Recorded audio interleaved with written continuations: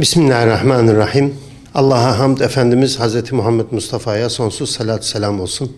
İçinde bulunduğumuz şu mübarek mevsimin 3 aylar diye adlandırdığımız Recep ayı ile başlayan, şimdi içerisinde olduğumuz Şaban ayı ve hasretle beklediğimiz Ramazan ayı. Artık yavaş yavaş Ramazan'a doğru gidiyoruz. Peygamberimiz Aleyhisselatü Vesselam buyuruyorlar ki Allah'ım bize Recep ve Şaban'ı mübarek kıl ve Ramazan'a bizi ulaştır diye dua ederdi Peygamberimiz. Hatta bir keresinde insanlar Ramazan'ın değerini, kıymetini bilebilselerdi, bütün yılın Ramazan olmasını beklerlerdi. Ramazan olmasını isterlerdi. Ramazan ayında tuttuğumuz oruçlarımız, farz ibadetimiz ve yerine getirmeye çalıştığımız mali ibadetler, fitre, sadaka, zekat gibi ibadetlerle maneviyatımızı geliştirmeye, var olan bir eksiklik, kusur, noksan varsa işte o maneviyatımızda onları gidermeye çalışırız. Çünkü insan tabiatı itibarıyla hem maddi hem manevi gelişime muhtaçtır. İnsanın nasıl ki bedenini koruyup muhafaza etmesi gerekli ise sağlıklı yaşamını sürdürebilmesi için maneviyatını da aynı şekilde koruyup muhafaza etmesi gerekir.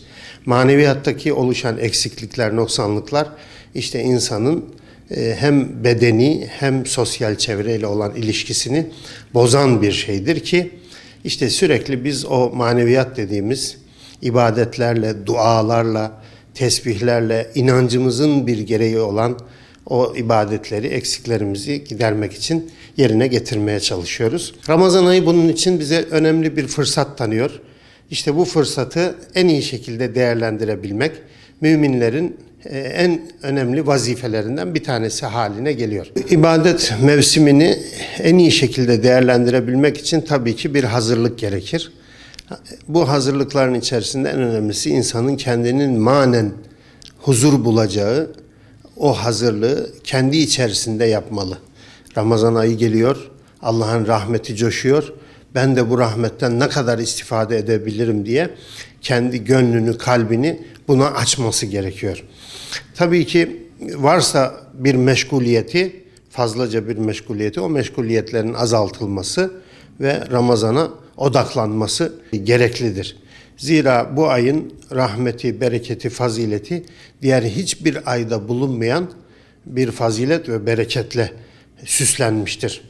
Aleyhissalatü vesselam Efendimiz buyuruyor ki Ramazan ayında yapılan bir nafile ibadet bile olsa diğer aylarda yapılan farz ibadetlerle elde edilen sevabı kazanılır. Ramazan ayında yapılan farz bir ibadetle elde edilen sevap diğer aylarda yapılan farz ibadetlerle elde edilen sevabın 70 kat daha fazlası kendisine verilir diyor.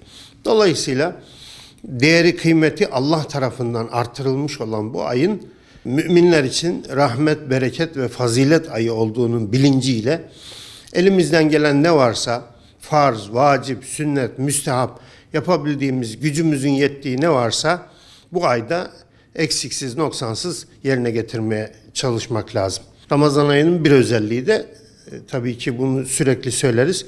Kur'an ayıdır. Ramazan ayı Kur'an ayıdır.